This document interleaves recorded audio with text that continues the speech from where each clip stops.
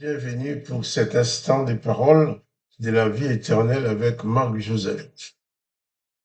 Aujourd'hui, nous sommes le dimanche de Pâques. C'est dimanche où tous les chrétiens du monde fêtent la Pâques. La Pâques que les Juifs disent en hébreu Pessah. Et les Juifs fêtent aussi Pessah, ils fêtent Pâques comme les chrétiens. Par contre, il convient de savoir quelle Pâques que tu célèbres. Quand tu dis c'est le dimanche de Pâques, tu fêtes la Pâques. Oui, c'est bien. Mais quelle Pâques? Es-tu en train de célébrer la Pâque de l'Éternel des armées, qui est la Pâque de l'enrichissement du cœur des pharaons, la Pâque de l'extermination des premiers-nés d'Égypte, la Pâque de la destruction du peuple égyptien, la Pâque du piège de l'Éternel, dans lequel est tombé Pharaon, au point de ne pas obéir, pour qu'ensuite l'Éternel puisse détruire tous les premiers-nés d'Égypte en disant c'est la faute de Pharaon, parce que Pharaon n'avait pas obéi, mais sans dire que c'est parce que l'Éternel l'avait empêché d'obéir. Il faut savoir si, quand tu parles de Pâques, de Pessah, si c'est la Pâque du massacre effectué par l'Éternel des armées en libérant bien sûr son peuple, ou si c'est la Pâque de Jésus, torturé, massacré, cloué sur la croix pour les péchés du monde. Car, concernant l'Égypte, lorsque l'Éternel préparait la Pâque, il a envoyé Moïse et Aaron devant Pharaon pour leur demander de laisser aller le peuple, de laisser partir libre le peuple de l'Éternel des armées. Mais l'Éternel des armées avait bien averti Moïse dans Exode chapitre 4, verset 21. Tu peux le contrôler. L'Éternel dit à Moïse et à Aaron, eh bien, vous allez au-devant des pharaons pour lui demander de laisser aller le peuple, mais sache que moi, l'Éternel, j'ai déjà endurci son cœur pour qu'il n'obéisse pas. Pharaon avait la possibilité d'obéir à l'Éternel, de dire non. Mais l'Éternel l'a empêché d'obéir pour pouvoir frapper l'Égypte, pour pouvoir malmener les Égyptiens en disant c'est la faute des pharaons, c'est le résultat de la désobéissance des pharaons. Mais n'oublions pas, cette désobéissance des pharaons a été provoquée par l'Éternel des armées même, qu'il avait piégé. Je vais lire ce texte tout simplement dans Exode chapitre 4. L'Éternel dit à Moïse, verset 19, en Madian, va, retourne en Égypte, car tous ceux qui en voulaient à ta vie sont morts.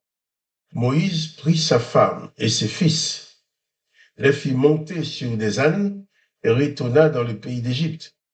Il prit dans sa main la verge de Dieu. L'Éternel dit à Moïse en partant pour retourner en Égypte, vois tous les prodiges que je mets entre tes mains, tu les feras devant Pharaon. Et moi, l'Éternel des armées, j'endurcirai son cœur, le cœur de Pharaon, et il ne laissera point aller les peuples.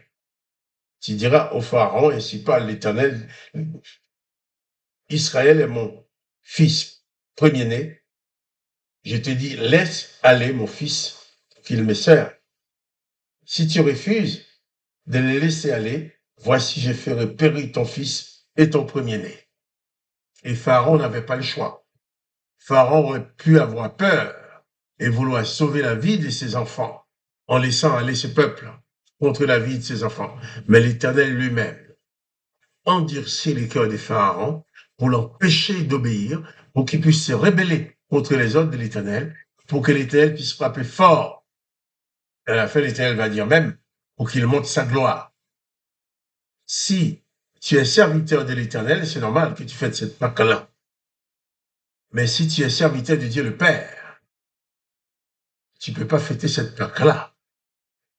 Oui, nous, chrétiens, fils du Père, dans le nom de Jésus-Christ, nous fêtons Pâques. Mais notre Pâques à nous n'a aucun rapport avec la Pâque de l'Éternel des armées. Nous fêtons la Pâque du Dieu le Père, qui lui-même dit qu'il a tant aimé les mondes qu'il a donné son Fils unique, afin que quiconque croit en lui ne périsse point, mais qu'il ait la vie éternelle. Tandis que la Pâque de l'Éternel, c'est les pièges dans lesquels l'Éternel lui-même a mis Pharaon, endurcissant son cœur, l'empêchant d'obéir aux ordres.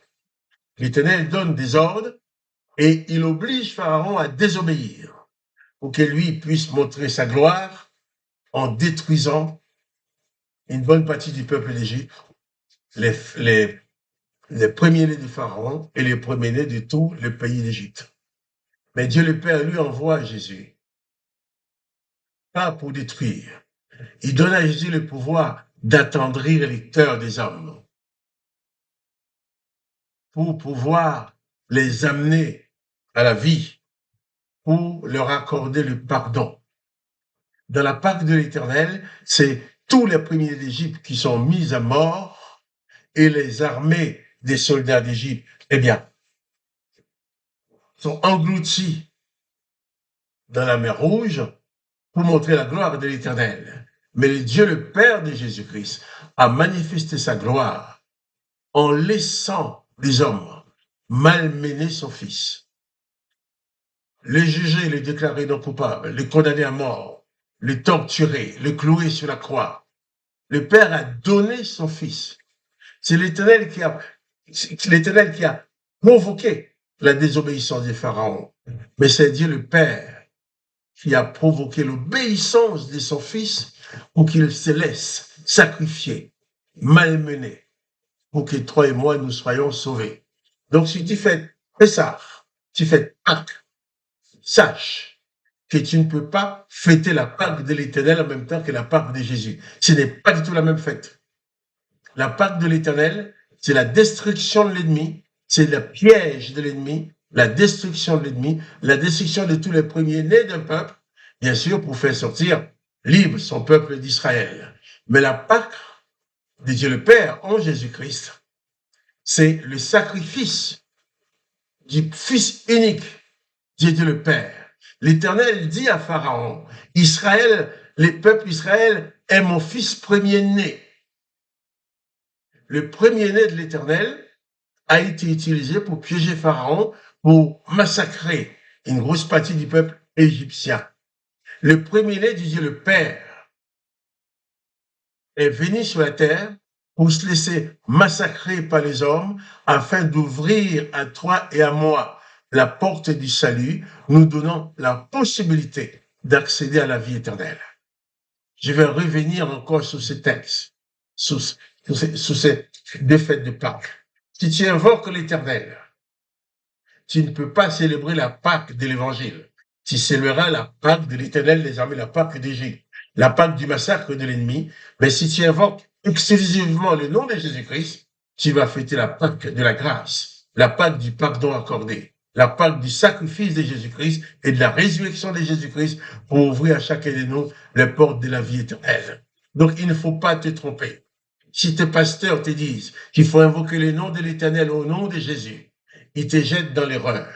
Si on te dit en fêtant la Pâque, c'est la Pâque de l'Éternel, la Pâque des Juifs, c'est la même chose. Non, on te met dans l'erreur. Car la Pâque, les Juifs existaient déjà. C'était cette Pâque qui commémore la sortie victorieuse du peuple Israël du pays d'Égypte. C'est une belle chose. Mais ça commémore également la destruction de tous les premiers-nés d'Égypte parce que l'Éternel lui-même avait piégé Pharaon pour lui rendre désobéissant. Bien sûr, beaucoup de gens essayent de vous dire que c'était la faute de Pharaon. Pharaon avait le libre arbitre. Pharaon n'avait plus de libre arbitre puisqu'il n'avait plus le choix, puisque l'Éternel lui-même avait endurci son cœur pour l'empêcher d'obéir. Alors, choisis qui tu veux servir. Choisis quelle Pâque tu vas fêter. Si c'est la Pâque de l'Éternel, tu vas fêter la Pâque de la vengeance. Si c'est la Pâque de Jésus-Christ, c'est la Pâque du pardon. Parce que sur la croix, en mourant, autant que tous les premiers d'Égypte ont été massacrés par l'Éternel des armées, le Fils unique de Dieu le Père a été massacré pour que nous, toi et moi, nous puissions accéder à la vie éternelle. Et en mourant, Jésus n'a pas condamné ses ennemis, il n'a pas mis de la vengeance là-dedans. Il a dit, Père, pardonne-leur car ils ne savent ce qu'ils font. Pâques de l'Éternel et la Pâque de Dieu le Père, on ne peut pas les mélanger. La Pâque de Dieu le Père, c'est la Pâque qui célèbre la mort et la résurrection de Jésus-Christ. La Pâque de l'Éternel, c'est la Pâque qui célèbre la sortie d'Égypte et le massacre du peuple égyptien en vengeance.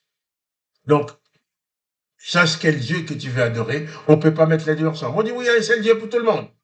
Si c'est le même Dieu qui massacre le peuple d'Égypte, qui ordonne la vengeance sans aucune forme de pitié, et le même qui envoie Jésus sur la croix, on va dire qu'il y a un problème, puisqu'il dit qu'il ne change pas.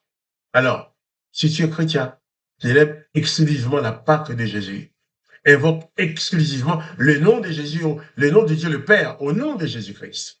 Mais si tu invoques le nom de l'Éternel, tu n'as pas besoin de dire au nom de Jésus-Christ, puisque Jésus-Christ n'a accompli les œuvres de l'Éternel, il a accompli les œuvres de Dieu le Père. Ce n'est pas l'Éternel des armées qui te sauve, c'est Dieu le Père de Jésus-Christ qui te sauve. Demain, Dieu voulant, nous allons revenir sur ces sujets. Et j'insiste là-dessus. Je donnerai des versets que tu puisses aller toi-même contrôler dans la Bible pour voir que tu ne peux pas mettre les deux ensemble.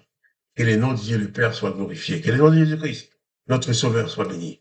Et que toi, le Saint-Esprit de Jésus-Christ, ouvre tes yeux afin que tu sors de ce piège judéo-chrétien qu'on t'a mis. Quand on ne peut pas, judéo-chrétien ne peut pas exister. On dit judéo-chrétien, c'est l'opposé. Judéo ou chrétien. On ne peut pas faire les deux en même temps, puisque les règles ne sont pas les mêmes. Que le nom du Christ soit glorifié. Et toi, tu sois béni. Quant à moi, Marc Joseph, je te dis demain pour les paroles de la vie éternelle.